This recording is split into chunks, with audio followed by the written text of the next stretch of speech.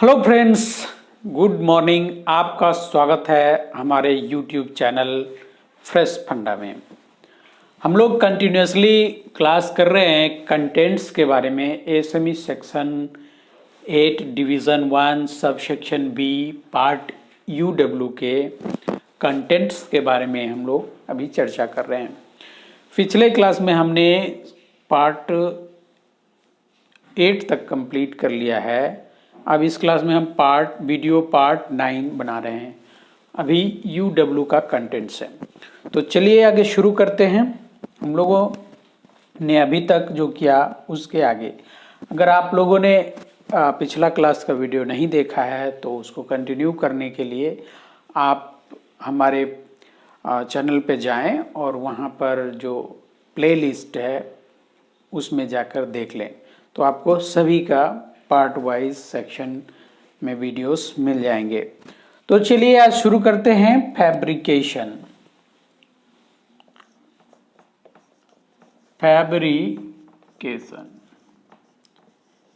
ये fabrication important part है, क्योंकि फैब्रिकेशन के बिना तो हम वेसल को बना ही नहीं सकते। फैब्रिकेशन में ही हमें सारा चीज़ करना पड़ता है, कटिंग, वेल्डिंग, फिटिंग। तो ये चीज़ बहुत इम्पोर्टेंट है। अब यहाँ फैब्रिकेशन में यूडब्ल्यू का कौन सा इम्पोर्टेंट रोल है उसको यहाँ पर डिफाइन किया गया। तो फैब्रिकेशन में वेल्डिंग एक अहम भूमिका निभाती है। तो वेल्डिंग को डिफाइन करने के लिए SME section UW particular UW part में जो डिस्क्राइब किया है उसको आज हम आपको बताएंगे। तो देखिए, फैब्रिकेशन में किससे रिलेटेड आपको कहाँ से कहाँ तक मिलेगा, यूडब्ल्यू 26 to 42। ये चीज़ आप ध्यान से याद रखिए कि फैब्रिकेशन के रिलेटेड जो भी क्वेरी आपको देखना है, जो भी क्लैरिफिकेशन करना है बिल्डिंग के रिलेटेड, बिल्डिंग के रिस्पेक्ट में, जैसे कि कितना का बिवेल एंगल होना चाहिए, कितना का बिवेल गैप होना चाहिए, कितना का एंगल होना चाहिए, और सारे रूट फेस, रूट गैप वगैरह वगैरह जो भी क्वेरीज हैं, वो सारा क्वेरीज आपको यूडब्ल्यू 26 to यूडब्ल्यू 42 में मिलेगा। वहाँ आप जब रेफर करेंगे तो आपको परफेक्ट इंफॉर्मेशन मिलेगा। तो यूडब्ल्यू 26 to यूडब्ल्यू 42 आप याद रखेंगे। फैब्रिकेशन से रिलेटेड जो भी क्वेरी देखना है यूडब्ल्यू 26 से यूडब्ल्यू 42 तक में आपको देखना है। अब देखिए, मैं इसको डिटेल करता हूं। और यूडब्ल्यू 26 में क्या चीज मिलेगा, यहाँ पर जनरल स्टेटमेंट मिलेगा। यहाँ क्या मिलेगा, जनरल स्टेटमेंट। जनरल स्टेटमेंट में आपको पिछले क्लास में भी बताया था कि जनरल स्टेटमेंट में डिफाइन किया जाता है कि इस चीज का क्या स्कोप है, यहाँ पर क्या स्कोप है, उस चीज को यहाँ जनरल स्टेटमेंट में दिखाएगा। यूडब्ल्यू 27 में अगर जाएंगे तो यूडब्ल्यू 27 में क्या है, बिल्डिंग प्रोसेसेस। बिल्डिंग प्रोसेसेस, बिना प्रोसेस के आप वेल्डिंग कैसे करेंगे। अब सीएस है, मटेरियल सीएस है, मटेरियल एसएस है, तो मटेरियल एलॉय है, एलॉय स्टील है, तो उसको वेल्डिंग करने का अलग अलग तरीका होता है, अलग अलग प्रोसेस होता है। तो उन सारे को, किसी में एसएमएडब्ल्यू प्रोसेस, किसी में टीग प्लस एसएमएडब्ल्यू, किसी में एसआईडब्ल्यू यूज़ करते हैं। तो वो कौन सा प्रोसेस हमको ऑप्ट करना चाहिए, किस मटेरियल के करस्पॉन्डिंग, वो आपको कहाँ मिलेगा, यूडब्ल्यू 27 में सारे बिल्डिंग के प्रोसेस को दिखाया गया है कि ये कौन सा प्रोसेस एप्लीकेबल है। एफसीएडब्ल्यू, अब आप जितना भी प्रोसेस जानते होंगे, मे बी ये आप वहाँ पर रेफर कर लें, तो रेफर करने से आपको क्लियर कॉन्सेप्ट मिलेगा। तो बहुत ही अच्छी बात है। ये फैब्रिकेशन से मैं पहले भी बताया कि यहाँ UW सेक्शन में फैब्रिकेशन से की बात हुई तो उसका मतलब ये है कि वो बिल्डिंग से रिलेटेड होगा। UG में फैब्रिकेशन की बात हुई थी तो वहाँ क्या था, वहाँ फिट अप डिज़ाइन के रिलेटेड, उसमें क्या मैकेनिकल चीज़ के लिए उसमें यूज़ हुआ, उसका मैकेनिकल प्रॉपर्टीज़ में। ठीक है, UW27 हम लोग देखा, UW28 में क्या रहेगा, यहाँ तो बिल्डिंग प्रोसेस दिखाया, UW28 में रहेगा qualification of building procedure, qualification of building procedure. देखिए 27 ने डिफाइन किया कि कौन सा बिल्डिंग प्रोसेस आपको ऑप्ट करना चाहिए, चूज करना चाहिए। अब क्या हुआ कि अब मान ली कि हमने SMW चूज किया, ठीक है, अब उस बिल्डिंग प्रोसेस को क्वालिफाई भी करना पड़ेगा। क्वालिफिकेशन कैसे करते हैं, एक टेस्ट पीस बनाते हैं, मटेरियल का टेस्ट पीस बनाते हैं, फिर उस टेस्ट पीस को सेम प्रोसेस में जो प्रोसेस है बिल्डिंग का, जो पैरामीटर है, essential variable, non essential variable, सारे चीज़ को लिस्ट आउट करके उसके हिसाब से बिल्डर उसको बिल्डिंग करता है। बिल्डिंग करने के बाद ये देखिए, मान ली कि ये टेस्ट पीस है, ये टेस्ट पीस है, वो टेस्ट पीस का क्या साइज होना चाहिए, वो सारा चीज़ उसमें रहे, 150 बाय 300 का वैसे रहता है जनरली। तो इस टेस्ट पीस को यहाँ पे हम लोग बिल्डिंग करते हैं, ठीक है। अब इस बेल्ट को बिल्डिंग करने के बाद इसका सारा तरह का टेस्टिंग क्या होता है, डिस्ट्रक्टिव, नॉन डिस्ट्रक्टिव टेस्टिंग, क्या एसेंशियल वेरिएबल रखना चाहिए, क्या नॉन एसेंशियल, ये हम आपको डिटेल में हम बताएंगे। लेकिन अभी के बाद में तो इस चीज़ को हम टेस्ट पीस बना के उसको टेस्ट करके इसको क्वालिफाई कराते हैं। तो क्वालिफिकेशन ऑफ बिल्डिंग प्रोसीजर ये कहाँ पे आपको मिलेगा, UW28 में आप जाके देखेंगे तो क्या क्या एसेंशियल पैरामीटर होना चाहिए वो आपको UW28 में मिल जाएगा। UW29, अब देखिए पहले तो प्रोसेस हो गया, प्रोसेस डिफाइन किया कि ये प्रोसेस होना चाहिए, फिर प्रोसेस को क्वालिफाई किया, वो करके क्वालिफाई किया।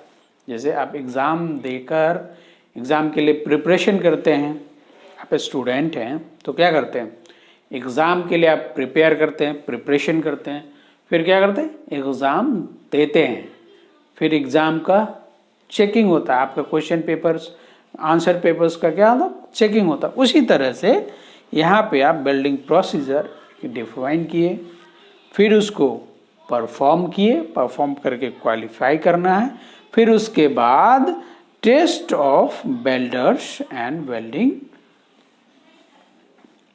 Operator, test of builders and welding operators, welding operators. ये क्या है कि हम क्वालिफिकेशन हो गया, क्वालिफाई करके फिर उसके बाद अब क्या करते हैं, एक तो देखिए दो चीज़ें, एक हो गया मटेरियल जिस पे वो प्रोसीजर डिफाइन किया जाता है, दूसरा हो गया बिल्डर जो बिल्डिंग करेगा, उसके लिए भी वो भी क्वालिफाई होना चाहिए। अगर वो क्वालिफाई नहीं होगा तो हमारा प्रोसीजर फेल हो जाएगा, मतलब कि वो एप्लीकेबल नहीं होगा। तो हमें बिल्डर का भी टेस्ट लेना पड़ता है, वेल्डिंग ऑपरेटर का भी टेस्ट लेना पड़ता है, उसमें भी हम टेस्ट पीस वेल्ड करते हैं। उस टेस्ट पीस को वेल्ड करने के बाद उसे टेस्ट करते हैं, उसका हम देखते हैं कि कि उसमें किसी तरह का वेल्डिंग डिफेक्ट्स आया तो नहीं, कितना परसेंटेज वेल्डिंग डिफेक्ट आया, क्या स्पीड है उसका, कैसा उसका क्वालिटी ऑफ वेल्डिंग है।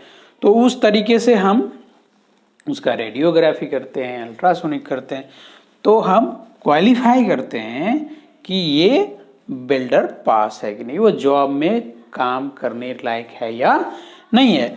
तो उसको आखिर वो क्वालिफाई करने के लिए कुछ तो होना चाहिए, कुछ लिमिटेशन होना चाहिए कि ऐसे ही तो टेस्ट दे दिया तो बोलेगा सभी हम क्वालिफाई हो गए, लेकिन ऐसा नहीं।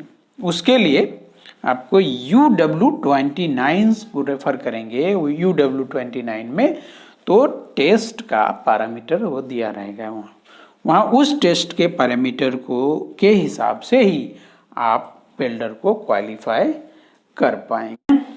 UW29 तक आपने समझ लिया। अब UW30 में चलते हैं। UW30 में क्या दिया हुआ है? Lowest permissible temperature, lowest permissible temperature, कि कितना टेम्परेचर पर कम से कम हमको वेल्डिंग करना चाहिए, ऑफ वेल्डिंग।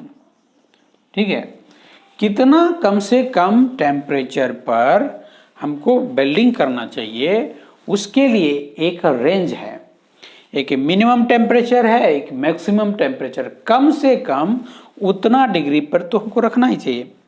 100 प्रीहीट करते हैं तो UW30, तो हर एक मटेरियल के लिए वो अलग अलग वैरी करता है। तो UW30 में सभी मटेरियल के corresponding lowest permissible temperature of building electrode के हिसाब से, मटेरियल के हिसाब से उसको डिफाइन किया गया है। तो आप UW30 को रेफर करेंगे तो वहाँ से ये सारी जानकारी मिल जाएगी। UW31 पे अगर जाते हैं, UW31 में है cutting, fitting and alignment. Cutting, fitting and alignment. Cutting, fitting and alignment. आप मटेरियल को कट करेंगे, उसमें बेवल एंगल बनाएंगे, फिर एक रूट फेस, रूट गैप देकर उसको फिट करेंगे, फिर उसमें मिसमैच देखेंगे, उसमें मिसमैच है या नहीं, उसका अलाइनमेंट देखेंगे, वो टेढ़ा है कि नहीं, ये सारे चीज़ को देखेंगे। तो उसमें कुछ 100% तो एक्यूरेसी कहीं तो आती नहीं है, उसका एक रेंज ऑफ एक्सेप्टेंस होगा कुछ ना कुछ। तो वो चीज़ कहाँ आपको मिलेगा? UW31 में। आप UW31 रेफर करेंगे तो कटिंग, फिटिंग एंड अलाइनमेंट से रिलेटेड जो भी रेस्ट्रिक्शंस हैं, जो भी लिमिटेशंस हैं, वो सारी वहाँ पे आपको मिल जाएगा। तो ये बहुत ही इम्पोर्टेंट चीज़ है। ये अगर इन चीज़ों को, इन कंटेंट्स को, इन UW को आप याद रख रहे हैं 27, 28, 29, 30 में क्या चीज़ है, तो मैं बार बार आपको कह रहा हूँ कि आपको ASME रेफर करना बहुत ही आसान हो जाएगा और बहुत ही आसानी से आप ASME को। चलिए अब इसी क्रम में आगे बढ़ते हैं UW32 में।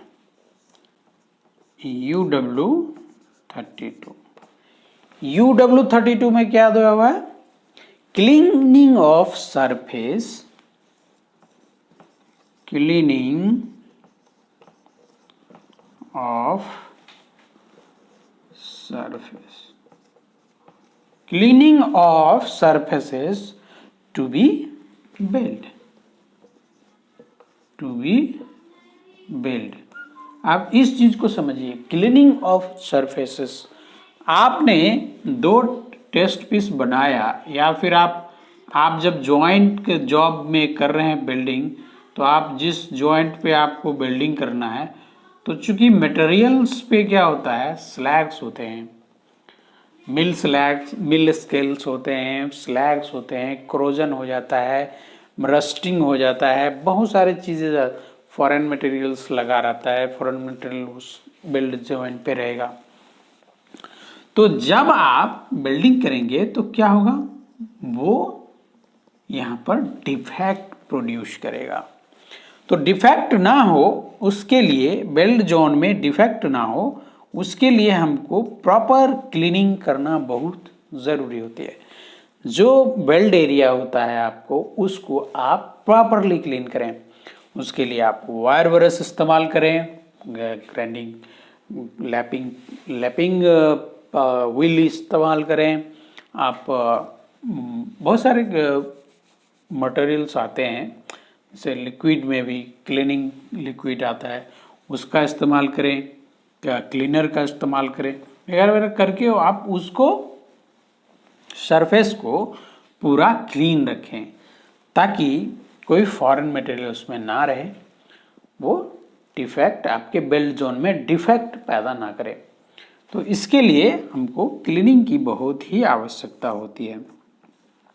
तो उसके लिए क्या, कौन सा मटेरियल यूज करना चाहिए, कितना क्या करना चाहिए, यह सारा आपको काम मिलेगा UW32 में। जब भी कोई दिक्कत हो तो आप UW32 क्लीनिंग के रिस्पेक्ट में कुछ भी देखना है तो UW32 में आप जाकर देख लें। अब हम देखते हैं UW33। UW33 में अलाइनमेंट टॉलरेंस, अलाइनमेंट टॉलरेंस, इसमें क्या दिया हुआ है, अलाइनमेंट टॉलरेंस। कि अलाइनमेंट के लिए, अब देखिए बड़ा बड़ा सेल जब हम लोग रोल करते हैं तो उसमें हम अलाइनमेंट करते हैं, एज को एक दूसरे के साथ अलाइन करते हैं। तो अलाइन करने के वक्त में मिसमैच जो बहुत हो जाता है, कभी 3 mm, कभी 4 mm, कभी 5 mm, डबल भी रहेगा तो और अलाइनमेंट पूरा क्लियर दिखेगा। तो वो अलाइनमेंट में कितना टॉलरेंस होना चाहिए आपको कहाँ से मिलेगा, UW33 से। UW33 आप रेफर करेंगे तो आपको अलाइनमेंट के बारे में मिलेगा। देखते हैं UW34। UW34 में दिया गया है स्पिन होल्स। स्पिन होल के बारे में SME section 8 division 1 subsection B part UW में UW34 में स्पिन होल्स दिया हुआ है। जहाँ पर भी स्पिन होल्स का एप्लीकेशन होता है तो उसके लिए आप UW34 को रेफर करें और वो बहुत ही आसानी से उसमें सारा डिटेल आपको मिल जाएगा। अब आगे चलते हैं UW35। UW35 में क्या दिया हुआ है, फिनिश्ड लॉन्गिट्यूडनल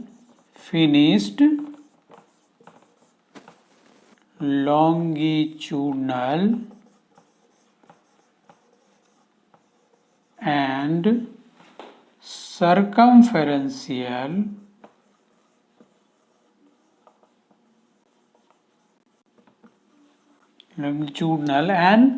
circumferential joints।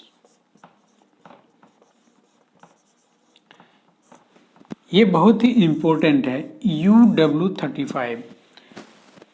जब भी हम प्रेशर वेसल बनाते हैं तो उसमें 2 तरीके के ज्वाइंट होते हैं। एक तो अगर ऐसा ज्वाइंट देते हैं, मान लीजिए कि ये प्रेशर वेसल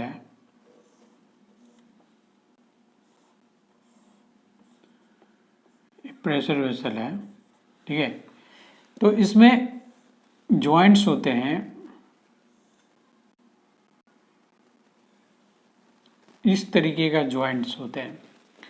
तो ये ज्वाइंट्स क्या हो गया, सरकमफेरेंशियल हो गया, सरकमफेरेंशियल। और ये जो ज्वाइंट हो गया वो लॉन्गिट्यूडनल हो गया। तो यहाँ पर अगर हम देखेंगे तो ये ज्वाइंट हो गया सर्कमफेरेंशियल और ये ज्वाइंट हो गया लॉन्गिट्यूडनल। तो लॉन्गिट्यूडनल का मतलब होता है लेंथ के डायरेक्शन में, लेंथ के हिसाब से, जो भी ज्वाइंट लेंथ के हिसाब से रहेगा तो वो लॉन्गिट्यूडनल हो गया। जो सर्कमफेरेंस के हिसाब से रहेगा तो वो सर्कमफेरेंशियल ज्वाइंट हो गया। तो जब हम किसी भी सेल को रोल करते हैं तो उसमें एक ज्वाइंट क्या आ जाएगा, लॉन्गिट्यूडनल हो जाएगा।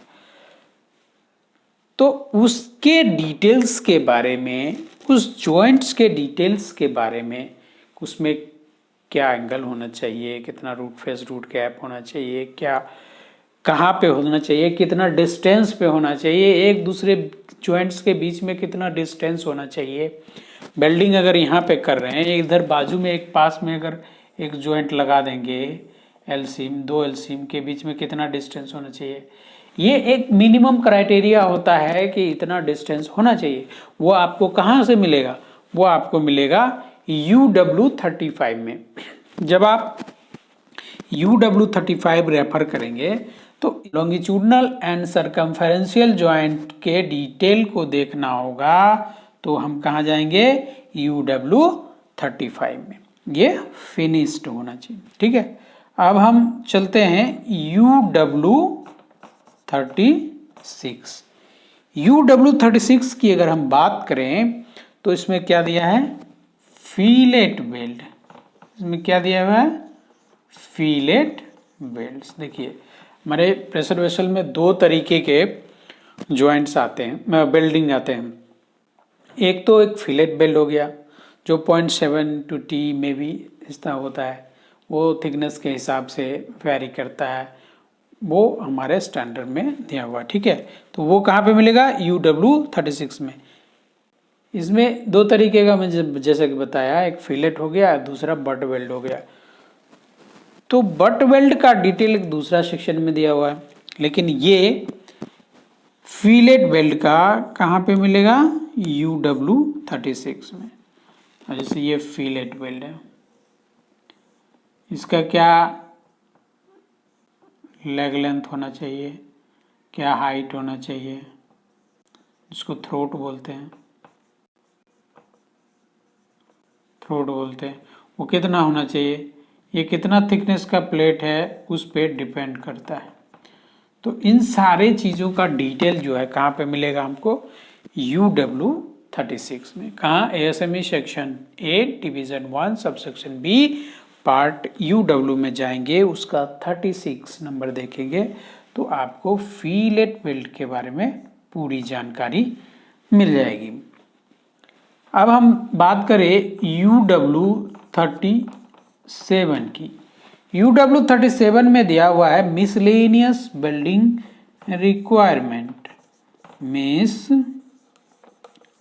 Miscellaneous welding requirement. Miscellaneous welding requirement कहाँ पे दिया हुआ है, ये दिया हुआ है आपको UW37 में। UW38 में अगर हम बात करें तो वहां दिया है रिपेयर ऑफ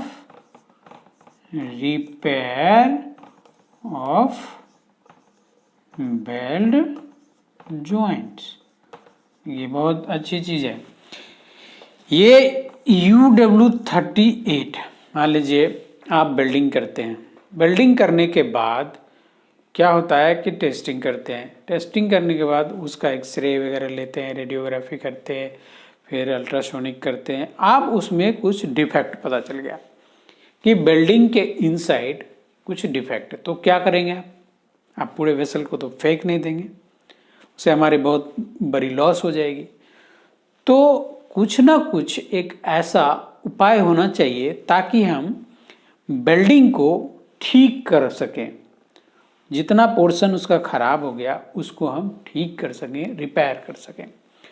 तो वही प्रोविज़न, उसी को बचाने के लिए एक प्रोविज़न दिया गया UW38 में रिपेयर ऑफ बेल्ट जॉइंट्स, कि वेल्डिंग जो खराब हो चुका है, वेल्डिंग में जो डिफेक्ट आ चुका है उसको हम कैसे रिपेयर करेंगे। उसके बहुत सारे तरीके होते हैं, उन तरीकों का विश्लेषण कहाँ किया गया है, UW38 में। अगर आप UW38 के हिसाब से रिपेयर करके फिर से इंस्पेक्शन करवा लेते हैं तो आपका वेसल रिजेक्ट नहीं होगा, वो एक्सेप्ट हो जाएगा। तो आप ध्यान रखें, UW38 बहुत इम्पोर्टेंट चीज़ है, इसको याद रखें। जब ये सारी बातें आपको अच्छी तरीके से याद रहेगा तो आप किसी भी इंस्पेक्टर को, थर्ड पार्टी TPI को बहुत ही आसानी से कन्विंस कर सकते हैं और आप अपना काम, आप प्रोडक्शन को बढ़ा सकते हैं और तेज़ी से आपका प्रोडक्शन हो सकता है, आगे काम निकल सकता है। तो UW38 में क्या है, रिपेयर ऑफ बेल्ट जॉइंट है। अब UW39 की बात करें तो UW39 में दिया है पिनिंग। UW39 में क्या दिया, पिनिंग दिया हुआ।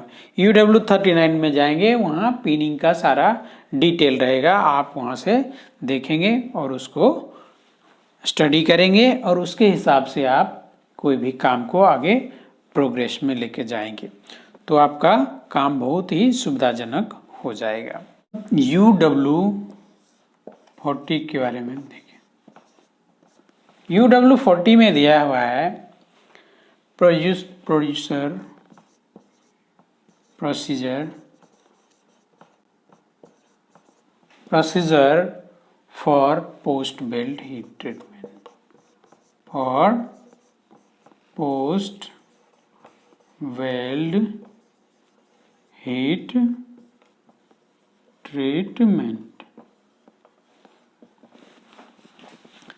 UW40 आपको हमेशा काम आएगा, क्योंकि जब भी हम वेल्डिंग करते हैं प्रेशर वेसल्स का तो उसमें पोस्ट वेल्ड हीट ट्रीटमेंट का मोस्टली रिक्वायरमेंट रहता है। Post weld heat treatment means कि वेल्डिंग के बाद वेसल को गर्म कर दिया जाता है, उसको हीट कर दिया जाता है, उसका बहुत सारा प्रोसीजर होता है, उस ओपन फर्नेस बहुत सारे प्रोसीजर्स है, उस प्रोसीजर के हिसाब से इसको हीट किया जाता है ताकि रेसिडुअल फोर्सेस जो होता है वेल्डिंग का वो रिलीज हो जाए। तो अब वही किस किस प्रोसेस से क्या जाना चाहिए, वो सारा प्रोसेस कहाँ पे मिलेगा, कोई UW40 में। कोई भी चीज़ हम, कोई भी काम बिना स्टैंडर्ड के स्टेटमेंट का नहीं करते हैं, वो कहीं ना कहीं हमारे स्टैंडर्ड में दिया हुआ है ASME सेक्शन 8 डिवीजन 1 में, उसके हिसाब से हम सारा स्टेप्स वर्कआउट करते हैं, काम करते हैं।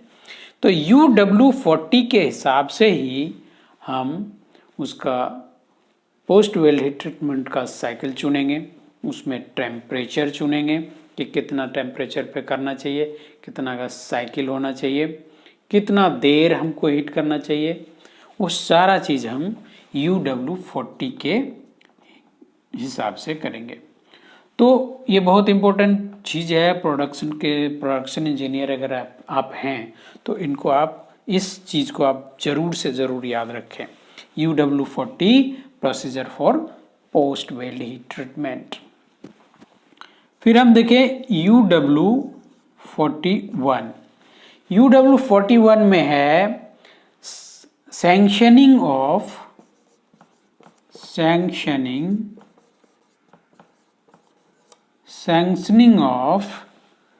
Weld joints.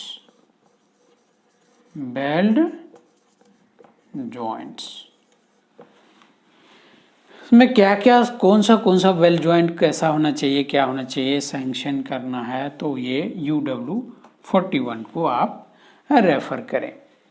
UW42 में क्या दिया हुआ है, surface weld metal built up, surface weld metal build up. देखिए बिल्टअप जो होता है, मान लीजिए कि आपका एक प्लेट है और इस प्लेट में फिटअप किया, लेकिन इसके बीच का जो गैप है वह 2 से 3 mm होता है, लेकिन ये हो गया 10 mm। अब जब आप बिल्डर को वेल्डिंग करने के लिए देंगे तो वो इलेक्ट्रोड का जितना भी डायमीटर होता है उसके हिसाब से वो वीविंग करता है, वीविंग करता है करके हमारा वेल्डिंग करता है।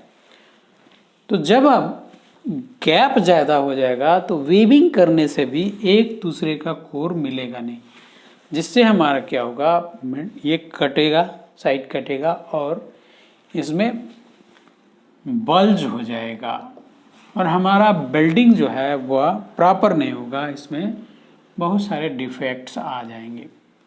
तो उस केस में क्या करना होता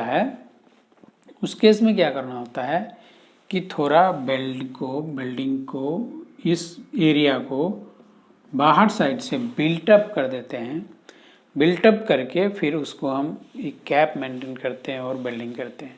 दूसरी केस ये होगी कि कभी हमारा प्लेट शॉर्ट हो गया या कोई कहीं पे शॉर्टेज हो गया या कहीं पे गड्ढा हो गया तो उस जगह उसको बिल्टअप कर देते हैं, एक्स्ट्रा लेयर ऑफ वेल्डिंग को चढ़ा देते हैं, वो हो गया बिल्टअप, एज बिल्टअप।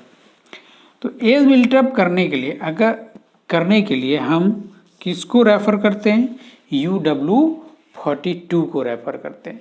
UW42 में जो भी दिया गया है उसके हिसाब से अगर हम एज बिल्टअप करते हैं या कहीं भी सरफेस बिल्टअप करते हैं और उसको हम शो करते हैं, इंस्पेक्शन करवाते हैं, तो हमारा वो एक्सेप्टेबल होता है। तो इसलिए UW42 आपके लिए अहम है। अगर प्रोडक्शन इंजीनियर हैं तो आपको इन सारे पॉइंट्स को याद रखना चाहिए। अगर ये आपको याद रहता है तो आप बहुत ही आसानी से आप अपने इंस्पेक्टर को कन्विंस कर सकते हैं और अपना जॉब आप आगे प्रोग्रेस करवा सकते हैं। तो thank you for watching our video. अगर ये वीडियो आपको इन्फॉर्मेटिव लगे तो अपने दोस्तों के साथ ज़रूर शेयर करें और ज़रूर शेयर करें और हमारे चैनल फ्रेश फंडा को लाइक सब्सक्राइब करें। तो अब अगली कड़ी में हम आपको बताएंगे इंस्पेक्शन एंड टेस्ट्स। तो अगला वीडियो देखने के लिए आप फटाफट बेल आइकन, नोटिफिकेशन बेल को आप प्रेस करें और आगे की वीडियो जो भी आएगी आपको इमीडिएट मिलेगा। तो थैंक यू वेरी